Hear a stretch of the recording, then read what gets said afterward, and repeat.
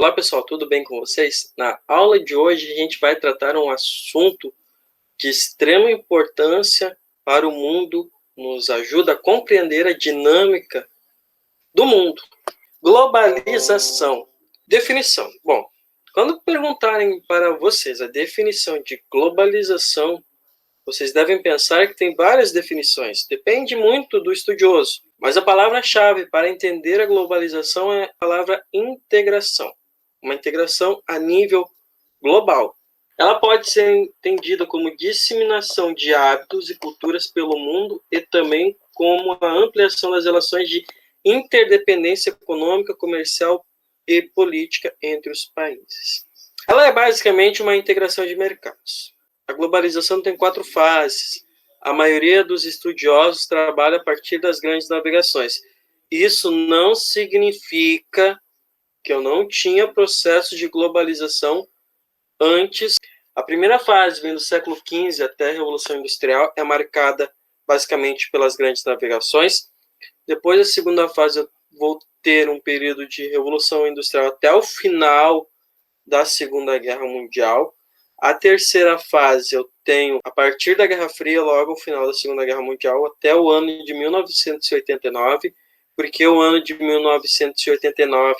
Porque simbolicamente acaba a Guerra Fria neste ano com a queda do Muro de Berlim. E a quarta fase, a nova ordem mundial, é o momento atual. Eu tinha comentado com vocês que não significava que antes da primeira fase eu não tinha ali relações globais. Uma das grandes relações globais que a gente tinha no mundo antigo é a Rota da Seda, que estendia do Império Romano até os chineses. E o transporte, o comércio, que é uma das grandes atividades econômicas da globalização, era feita no lombo de camelos, de jegues. O importante ressaltar disso aqui, dificilmente um romano encontrava-se com o chinês. Quem fazia muito essa rota eram os árabes. Primeira fase. Algumas coisas são importantes a serem ditas. As grandes navegações e as trocas comerciais. Troca entre colônia e metrópole. A gente vive um mundo de descobertas, de colonização, muito em função das navegações e as descobertas de novas terras feitas principalmente pelos espanhóis e portugueses. Essa época é o embrião, é o surgimento do sistema econômico vigente, ou seja, que a gente vive hoje, o capitalismo. Aqui o capitalismo comercial. As grandes navegações representar, os holandeses também faziam, os ingleses também, tá, gente? Não era exclusividade ali de português e de espanhol. A segunda fase, expansão do capitalismo, capitalismo industrial. Mas, professor, o que é o capitalismo? O capitalismo é um sistema político-econômico. Visa o lucro, o maior lucro possível. Como é que se obtém esse lucro? Venda de produtos, através do comércio, contratação de mão de obra mais barata, compra de matéria-prima mais barata. Nós vamos ter fases nesse capitalismo. O capitalismo comercial das grandes navegações, o capitalismo industrial da Revolução Industrial e o capitalismo financeiro que a gente está vivendo aí. O financeiro, que entra bancos, entra empresas de empréstimos. A expansão do capitalismo se dá basicamente na segunda fase. Nós vamos ter novas relações no espaço geográfico, porque essa fase aqui entra muito a questão da indústria, a expansão dela. Eu tenho a evolução tecnológica, eu tenho a criação de novos produtos, as distâncias elas começam a ficar mais curtas porque a velocidade de comunicação vai melhorando, a comunicação fica mais rápida, os meios de transporte ficam mais rápidos e eu chego mais rápido nos lugares, as informações se espalham com maior velocidade. Novas tecnologias, novos sistemas de produção. Entra o que a gente chama de Fordismo, a linha de montagem. O que esse sistema vai fazer? Ele vai aumentar a produção de produtos. Esses produtos vão chegar a mais pessoas, eu vou ter um enriquecimento, eu vou ter um aumento do lucro, porque eu vou estar produzindo mais, eu vou estar empregando mais, eu vou estar ganhando mais dinheiro, porque eu vou estar vendendo, e as pessoas vão estar consumindo. Coisas que devem ser faladas sobre esses momentos do capitalismo. A questão da relação de trabalho, a venda da mão de obra por um X salário. E o valor das coisas, bom, está muito ligado à lei da oferta e procura. Se eu tenho um produto escasso, com uma demanda muito grande, a tendência é que esse produto fique com um valor elevado. Se eu tenho um produto com muita oferta e pouca demanda, a tendência é que esse produto fique mais barato. Nós vamos ter a crise do capitalismo neste período. Como assim crise do capitalismo? O capitalismo ele entra numa crise no ano de 1929, quando eu vou ter guerras. Que guerras? A Primeira Guerra Mundial, a Segunda Guerra Mundial. Eu vou ter muita evolução de tecnologia durante as guerras, porque a guerra contribui para o avanço tecnológico, já que quem está numa guerra quer vencer ela, e para isso procura meios de conseguir a vitória. E, por exemplo, uma linha de montagem, uma linha de produção. A terceira fase, eu vivi uma Guerra Fria, onde Estados Unidos e União Soviética lutavam pelo domínio do planeta. Que domínio é esse? O domínio ideológico, o domínio político, o domínio comercial, o domínio econômico. Estados Unidos capitalista contra a União Soviética socialista. Tem a corrida aeroespacial que vai contribuir muito para as relações globais. Por quê? Porque com a corrida aeroespacial eu tenho produção de satélites, eu tenho a chegada de GPS, eu tenho a chegada do computador, eu tenho o início da internet. Vão ser a base do mundo que a gente vai viver hoje. Se eu não tenho lá a tecnologia desenvolvida lá atrás, talvez o nível tecnológico de hoje seria outro. Corrida armamentista, produzir bombas e mais bombas para ver quem tem o maior poder. E a indústria cinematográfica, que ela é muito interessante quando a gente diz globalização. Ela foi muito usada por Hollywood. Não sei se vocês já chegaram a olhar filmes como Top Gun, Rambo, Rocky Balboa. Tudo nessa indústria cinematográfica de Hollywood era a tentativa de mostrar que o capitalismo era ideal e que o socialismo não era. Que o capitalismo era superior e que ele era o sistema que deveria ser aceito pelas pessoas. Era uma máquina de comunicação muito potente.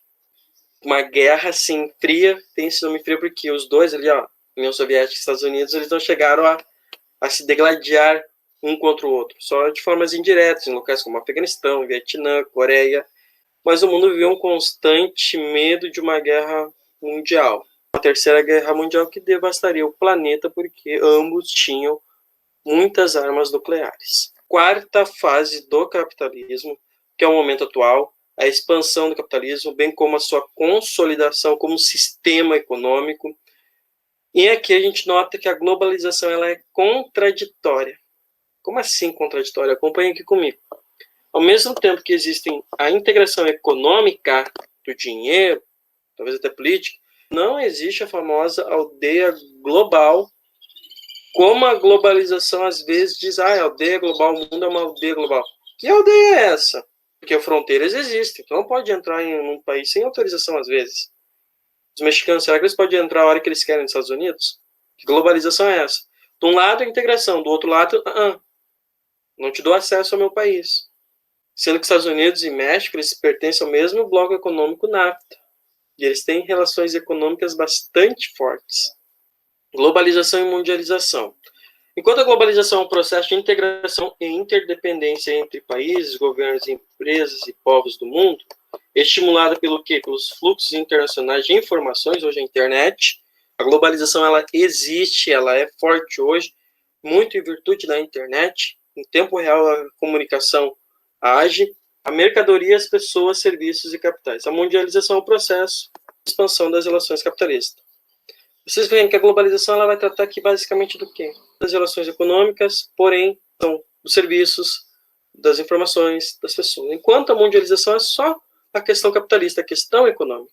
Bom, agora a gente vai falar das empresas transnacionais. É bem provável que essas empresas sejam os principais agentes do mundo global hoje, porque elas agem em escalas globais e, às vezes, elas têm suas demandas atendidas pelos estados. Tem estado que dá dinheiro para elas colocarem uma filial no território do seu país. São um dos principais agentes da globalização, trabalham em escala global. Uma empresa transnacional geralmente possui uma matriz localizada em algum país desenvolvido e diversas filiais espalhadas pelo mundo. Elas buscam o maior lucro possível. Como é que se consegue esse lucro? Por que elas dinamificaram o seu processo produtivo, se espalharam pelo mundo?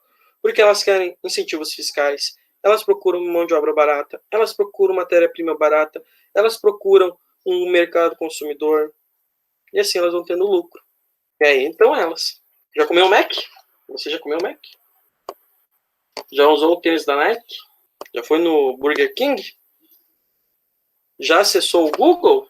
Elas vão causar no mundo uma nova divisão internacional do trabalho. O trabalho no mundo é dividido. Cada país vai fazer alguma coisa de acordo com o seu nível de desenvolvimento. Geralmente, países desenvolvidos. Quem são países desenvolvidos? São aqueles com bom IDH, que detêm capital e tecnologia. Capital e tecnologia são de extrema importância. Tem que ter os dois para mandar alguma coisa nesse mundo. Os países desenvolvidos mandam o quê? Produtos industrializados, tecnologia superior, capitais, empréstimos, investimento produtivo e tecnologia. Tá, mas o que o país em desenvolvimento ele manda? Geralmente ele manda produtos primários. O que são produtos primários? O que é produzir no campo. Além dos produtos primários, o que se manda? Produtos industrializados. Mas que produtos são esses? Produtos que não são produzidos dentro dos Estados Unidos, por exemplo. São produzidos no país mais pobre. Capitais são mandados capitais, os juros, porque o país desenvolvido empresta dinheiro para países em desenvolvimento. E lucro? Que lucro é esse? O lucro obtido pelas empresas transnacionais através de suas filiais. Por exemplo aí, a famosa Nike. Ela tem uma sede nos Estados Unidos, a produção dela é Vietnã, China, entre a Indonésia e o Brasil também, enquanto isso a comercialização é global. Mas não adianta ter produção aqui. Vocês acham que isso aqui vai lucrar? Vai ter emprego para algumas pessoas, porém o lucro vem para os Estados Unidos. O marketing, um carro-chefe. Sim, o marketing é muito importante hoje em dia, atrai consumidor, tem que ter consumo, porque não adianta produzir se ninguém consumir. Um exemplo aqui que eu coloquei, a Pepsi, figura do Messi, do Salah, que é feita a divulgação. Pôsteres lindos, propagandas lindas, pessoas famosas, crianças, tudo para incentivar o consumo humano. O que muda com a globalização também é a questão de relação de espaço-tempo. À medida que a velocidade dos meios de transporte e dos meios de comunicação aumentam, as distâncias diminuem. como vocês podem ver aqui. Até chegar em 1960, o mundo fica bem pequeno. Se eu traçar uma linha até 2021, será que eu preciso desenhar o planeta Terra? Hoje tem comunicação em tempo real no computador, no celular. Pega o teu WhatsApp aí, manda uma mensagem, se a pessoa estiver logado com a internet, vai chegar instantaneamente lá. E por fim, um resumo das características deste mundo global que a gente vive. Capital e tecnologia. Globalização e o capitalismo são irmãos. A tecnologia é questão de poder. Quem deter tecnologia e capital vai mandar no mundo. O Brasil tem capital? Tem. Somos uma das maiores economias do mundo. Temos tecnologia? Muito pouco. Consumo. Sem consumo, para que produzir? Quanto mais consumo, mais lucro. Tem um outro lado aí. Quanto mais a gente consumir, mais a gente destrói o planeta. Internacionalização dos fluxos de capitais, ou seja, eu posso pedir empréstimo em outro país, eu posso depositar meu dinheiro em outro país. Blocos econômicos. Os blocos econômicos são grupos de países que tentam se integrar para ter benefícios econômicos e se ajudarem. O neoliberalismo, que é uma forma nova do liberalismo clássico, algumas características que o neoliberalismo ele vai defender as privatizações, ou seja, o que é do Estado ser privatizado, defende o Estado mínimo, o Estado deve atuar o mínimo possível na economia, atuar ali no serviço e se envolver pouco. Transnacionais, não tem como falar de globalização sem transnacionais. Mas, professor, eu já ouvi o termo multinacional. Pode ser usado também, mas o mais adequado é o termo transnacionais. Porque multinacionais passa a impressão de uma empresa de várias nações, o que não é verdade. A transnacional passa a sensação que é uma empresa que atua em vários países. Essa é a diferença. Conexão entre os lugares, a evolução dos meios de transporte, também a rapidez da comunicação são fatores que influenciam diretamente na expansão da globalização. Os meios de transporte reduziram o tempo de deslocamento e acabaram encurtando as distâncias. Do mesmo modo, a rapidez da comunicação aproximou ainda mais as pessoas, que podem se conectar rapidamente por meio de smartphones, tablets, computadores, entre outros. Entre outros meios, tudo facilitado pela rede mundial de internet. Aí, ó, os cabos que permitem essa comunicação. O mundo em suas mãos. Pegar o telefone celular, dar um Google aí, eu tô com o mundo. Aquela informação tal, vai lá e digita. Tem muita coisa mentirosa também, né? Mas o mundo está aqui. Forte abraço.